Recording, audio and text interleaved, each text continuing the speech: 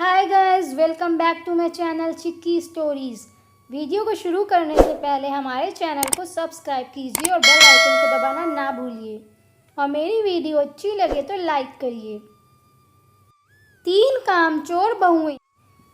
ये कहानी है अरूपपुर गांव की, जहां एक औरत के 3 लड़के थे और उसकी 3 बहुएं थी। वो सभी एक साथ रहते थे।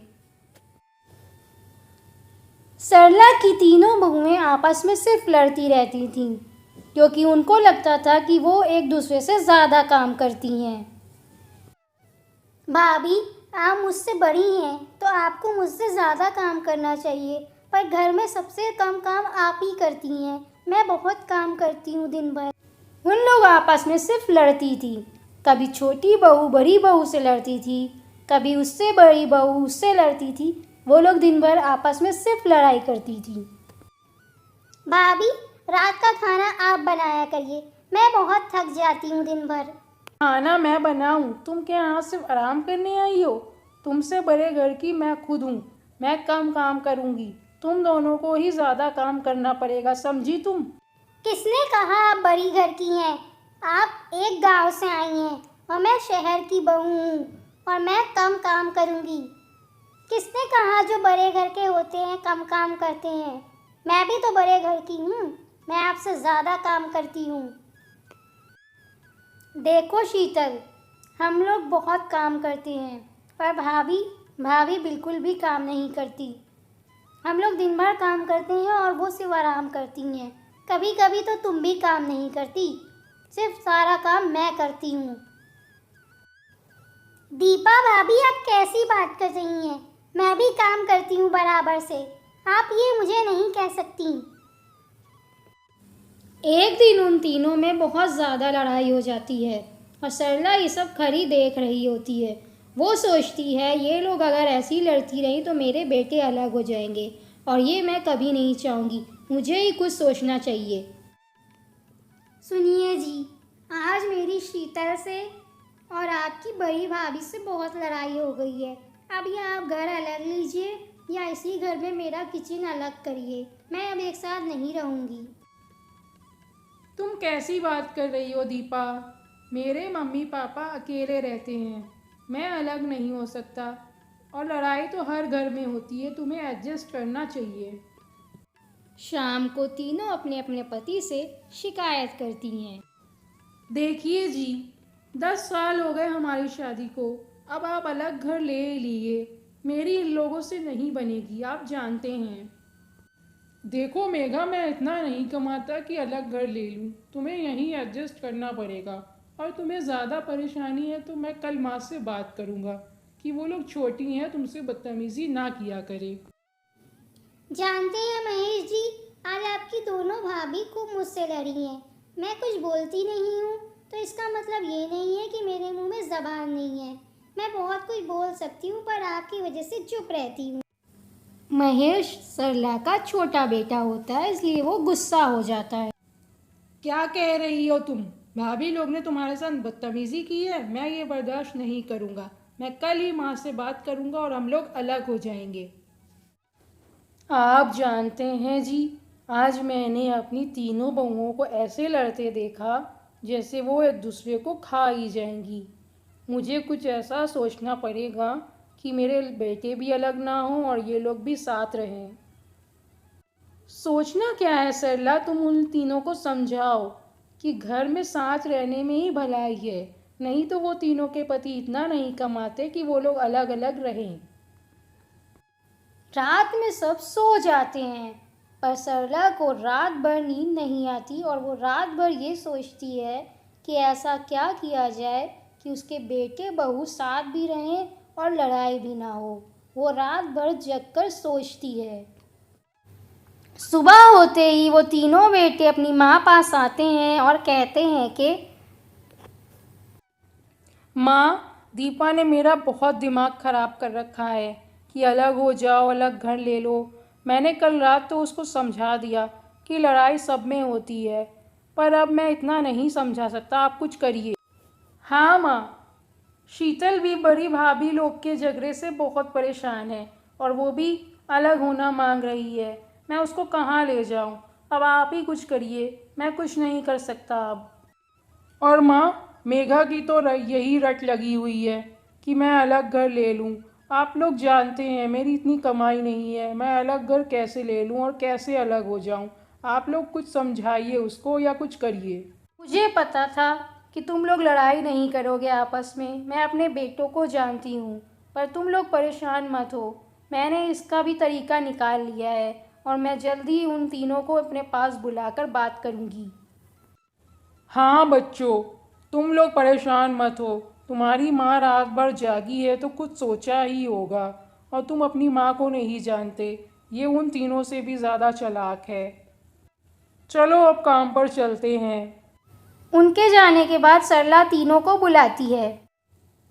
तुम तीनों की लड़ाई झगड़े देखकर मैंने एक तरीका सोचा है। अब से तुम लोग एक एक दिन काम करोगी। एक दिन मेघा, एक दिन दीपा और एक दिन शीतल। उम्मीद है तुम तीनों अब नहीं लड़ोगी। ठीक है माँ, आपने सोचा होगा तो सही सोचा होगा।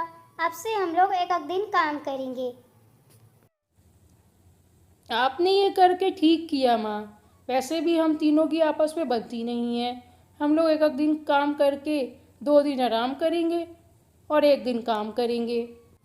हाँ माँ, अच्छा किया आपने, वरना दिन भर काम करते रहो। मुझे तो अपने पति के साथ टाइम गुजारने का भी टाइम नहीं मिलता। अब मैं उनके साथ टाइम भी बिता सकती हूँ और बाहर भी जा सकती हूँ। थैंक यू माँ। अब तुम लोग जाओ और आज से ही अपने अपने काम पे लग जाओ। आज बड़ी बहू मेघा पूरा दिन काम करेगी। और वो लोग वहाँ से चली जाती हैं और सरला भी चैन की सांस लेती है कि शायद अब उसने ये करके ठीक किया हो। पहले दिन मेघा की ड्यूटी होती है। वो पूरे घर में झाड़ू लगाती है, कपड़े धोती है, वो घर का सारा काम करती है। उसके बाद वो खाना बनाती है। अब वो लोग सुकून से अपना काम करते हैं, क्योंकि एक एक दिन सारा काम सबको करना पड़ता है। मेघा भी बहुत खुश थी। सब कुछ ठीक चल रहा था।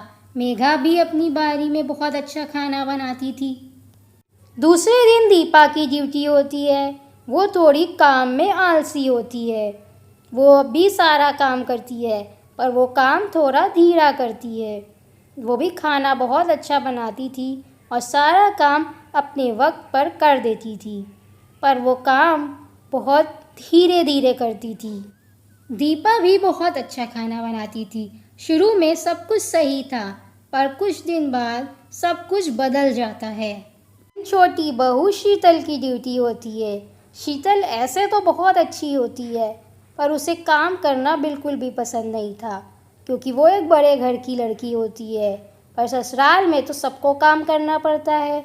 वो भी दिन भर सारा काम करती है और सबको टाइम से खाना देती है। शीतल भी बहुत अच्छा खाना बनाती थी और वो अपनी ड्यूटी में बहुत अच्छा खाना बनाकर सबको खिलाती थी। एक दिन एक फ़कीर आता है। अरे घर पर कोई है, मैं बहुत भूखा हूँ, मुझे खाना दे दो। उस दिन बड़ी बहू मेघा की ड्यूटी होती है। अरे इस वक्त कौन आ गया, इस टाइम भी चैन नहीं है। कौन हो तुम और मेरे घर पे क्या कर रहे हो? ऐसे ही किसी के घर पे मुंह उठा के खाना मांगने चले जाते हो? बहन, मैं बहुत भूखा हूँ, मुझे थोड़ा खाना दे दो, मुझे बहुत भूख लगी है। तुम्हें भूख लगी है तो मैं क्या करूँ? मैं खाना बना रही हूँ, तुम्हारे खाने के लिए नहीं, अपने घर वालों के लिए। हट्टे कट्टे हो जाओ, काम करो। मेघा उस फकीर को भगा देती है और बहुत ही गलत तरीके से उसके साथ पेश आती है। जब खाना बनाकर मेघा रखती है तो उसमें से सांप निकलते हैं और सरला कहती है कि ये क्या है बड़ी बहू, हटाओ इस खाने को, फेंको यहाँ से। क्या है ये सब? माँ जी, मैंने जब खाना बनाया था बिल्कुल सही था, मुझे नहीं पता ये सांप कहाँ से आ गए। मैं अभी ये खाना हटा देती हूँ, आप गुस्सा मत होइए। दीपा की बारी में भी वो फकीर आता है और कहता है कि कुछ खाने को मिलेगा, मैं बहुत दिन से भूखा हूँ। अब ये कौन आ गया? खाना बनाकर चाय भी नहीं पीने देते। जब देखो कोई ना कोई आ जाता है। कौन हो तुम और यहाँ क्यों आए हो? खाना बनाने के टाइम तुम लोग आ जाते हो। क्या तुम लोगों के पास और कोई काम धाम नहीं है? बहन, थोड़ा सा खाना दे दो। मैं बहुत दिनों से भूखा हूँ। मैंने कुछ भी नहीं खाया है। भूखे हो तो काम करो। मैं यहाँ गरीबों के लिए खाना नहीं बना रही। अपना खाना मैं बनाती हूँ बहुत धीरे, और तुम भी आ गए। अब जाओ यहाँ से, यहाँ कोई खाना वाना नहीं है। दीपा भी उस फकीर के साथ बहुत गलत व्यवहार करती है और उसे वहाँ से भगा देती है। हाय हाय, ये सब क्या है? तुम लोगों को काम ना करना पड़े इसलिए ये सब कर रही हो। दीपा बहू, तुम्हारे खाने में भी सांप निकल रहे हैं। क्या मजाक लगा रखा है ये सब? माँ जी, मैंने जब खाना बनाया था खाना बिल्कुल सही था। मुझे नहीं पता ये सांप कहाँ से आ गए। ऐसा क्या हो गया है जो हमारे खाने में सांप निकल रहे हैं? ऐसा कुछ नहीं हो रहा है दीपा। तुम लोग जानबूझकर ये कर रही हो ताकि तुम लोगों को खाना ना बनाना पड़े। तुम लोग कितनी बेकार हो गई हो, मुझे सब पता है। एक दिन फिर वो फकीर आता है और इस दिन सबसे छोटी बहू शीतल की बारी होती है। कुछ खाने को मिलेगा? लगता है कोई गरीब है, बेचारा बहुत भूखा है। जाकर देखती हूँ कौन आया है। क्या हुआ भैया, आप कौन हैं और यहाँ क्या कर रहे हैं मेरे घर में? बहन, मैं कई दिनों से भूखा था और मुझे बहुत भूख लग रही है। थोड़ा सा खाना मिलेगा? हाँ हाँ, क्यों नहीं। आप यहीं बैठिए, मैं भी आपके लिए खाना लेकर आ रही हूँ। शीतल उस गरीब को बहुत सारा खाना लाकर देती है और वो गरीब पेट भरकर खाना खाता है। बेटा, ये पत्ता रख लो। जब तुम्हें बहुत ज़रूरत हो ना, तब इस पत्ते को खोल कर देखना।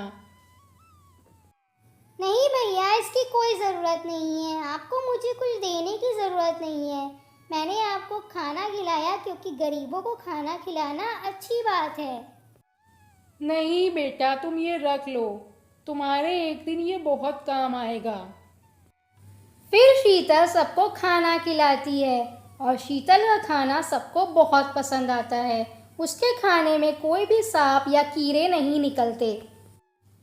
ऐसे ही करते करते शीतल उस भिखारी को रोज़ खाना खिलाती थी और वो भिखारी उसको बदले में एक पत्ता देता था। वो पत्ते शीतल के पास बहुत सारे जमा हो जाते हैं और वो उसे छुपा कर एक कमरे में रख देती है। वो किसी को इस बारे में नहीं बताती, अपने पति को भी नहीं। शीतल जब भी खाना बनाती थी उसका खाना सबको पसंद आता था और सब उसके खाने की तारीफ करते थे। और दीपा और मेघा जब भी खाना बनाती थी उन दोनों के खाने में सांप निकलते थे और सरला उन दोनों को बहुत बातें सुनाती थी। उन लोग अब बहुत दुखी हो गई थी कि ऐसा क्यों हो रहा है उन लोगों के साथ कि उनके खाने में सांप निकल रहे हैं। भाभी, हमसे ऐसा क्या हुआ है जो हमारे खाने में सांप निकल रहे हैं? लगता है हमसे ही कोई गलती हो गई है जो हम लोग देख नहीं पा रहे हैं। हम लोगों को पता लगाना चाहिए कि ऐसा क्यों हो रहा है। एक दिन सरला परेशान होकर अपनी तीनों बहुओं से पूछती है कि आखिर तुम लोगों ने ऐसा क्या किया है। मेघा, मुझे तुम बताओ कि तुमने ऐसा क्या किया है जो तुम्हारे खाने में सांप निकल रहे हैं? क्या बात है? माँ जी, मैंने तो ऐसा कुछ नहीं किया है, पर हाँ, एक भिखारी आता है खाना मांगने। बस मैंने उसको खाना नहीं दिया और तब से ये सब मेरे साथ हो रहा है। दीपा, तुम मुझे बताओ कि तुमने ऐसा क्या किया है जो तुम्हारे खाने में सांप निकल रहे हैं? क्या तुमने कोई गलती की है? माँ जी, मैंने कुछ नहीं किया है, पर हाँ, एक भिखारी आता था रोज़ खाना मांगने, पर मैं उसे खाना नहीं देती थी। उसके बाद से ही ये सब मेरे साथ हो रहा है। अब मैं क्या करूँ? शीतल, तुम बताओ कि ये सब ऐसा क्यों हो रहा है इन दोनों के साथ और तुम्हारे साथ क्यों नहीं हो रहा? माँ जी, एक गरीब आदमी रोज़ खाना मांगने आता था और मैं उसको खाना दे देती थी। शायद इसीलिए मेरे साथ नहीं हो रहा है। और वो मुझे एक रोज़ पत्ता देते थे जो मैं बहुत संभाल कर रखती थी। शीतल वो पत्ते अपने सास को दिखाती है और वो जैसे ही पत्ते खोलती है तो उसमें से बहुत सारे हीरे निकलते हैं और वो सब वो देखकर बहुत हैरान हो जाते हैं। अब शीतल और सब कुछ समझ गए थे कि वो कोई गरीब आदमी नहीं, वो कोई और ही है। भैया मुझे पता है आप कोई आम आदमी नहीं हो, आप कोई और हो। आपने जो पत्ते दिए थे मैंने वो खोल कर देखे, उसमें बहुत सारे हीरे थे। आप मुझे बताओ आप हो कौन?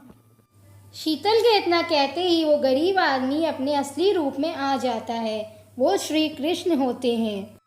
श्री कृष्ण आप मेरी भाभीियों को भी माफ़ कर दिए। वो लोग दिल की बुरी नहीं है, बस ज़बान से थोड़ी कड़वी हैं। तभी वहाँ मेघा और दीपा भी आ जाती हैं। भगवान जी मुझे माफ़ कर दिए, आगे से ऐसा कुछ नहीं होगा। अब मैं सारे गरीबों को खाना खिलाऊंगी। अब मैं ऐसा कुछ नहीं करूंगी। हाँ भगवान जी मुझे और भाभी को माफ़ कर दीजिए। मैं अब ऐसा कुछ नहीं करूँगी। हम लोग अब हर गरीब को खाना खिलाएंगे और सबका ख्याल रखेंगे। तभी वहाँ सरला आ जाती है। हे प्रभु, इन बच्चों की तरफ से मैं आपसे माफ़ी मांगती हूँ। आप इन लोगों को माफ़ कर दिए। ये लोग बच्चे हैं, गलती हो गई इन लोगों से। भगवान जी कहते हैं कि अगर कोई तुमसे मदद मांगता है तो वो बहुत उम्मीद से आता है, कभी उसको अपने दर से भगाना मत। मैं तुम लोगों को माफ़ तो कर दूंगा, अगर तुम लोगों ने आगे से ऐसी गलती की तो मैं तुम लोग को कभी माफ़ नहीं करूंगा। अगर कोई खाना मांगता है तो उसको खाना खिलाना चाहिए। तुम लोगों ने गलती तो बहुत बड़ी की थी। भगवान जी सबको माफ़ कर देते हैं और तभी वहाँ सब आ जाते हैं और वो लोग भगवान को देखकर बहुत हैरान हो जाते हैं और सब कुछ पहले जैसा सही हो जाता है। अब सब खुशी खुशी साथ रहने लगते हैं। Thanks for watching. Please subscribe my channel.